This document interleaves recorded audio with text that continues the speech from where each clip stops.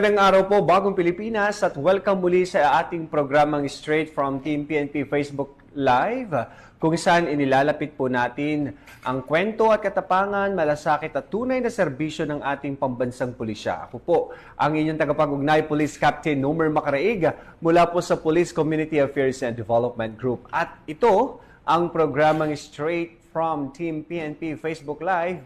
Dito po yan sa Police News Network. Sa ngalan po ng pamunuan ng ating pambansang pulisya sa pangunguna ng ating Chief of PNP, Police General Nicolas Torre III, at sa liderato ng ating Pangulong Ferdinand Bongbong Marcos Jr., sa Direktor ng Police Community Relations, Police Major General Roderick Augustus Alba, at sa Direktor ng Police Community Affairs and Development Group, Police Brigadier General Marvin Josaro. Muli po, magandang araw sa inyong lahat. At welcome po sa pang-apat na episode kung saan kinikilala natin ang 20 piling miyembro ng PNP na pinarangalan sa 6th Ignacio Jimenez Outstanding Police Service Awards 2025. At kung maalala po ninyo, nito lamang nakaraang linggo ay ating pong nakapanayam ang ilan sa mga pulis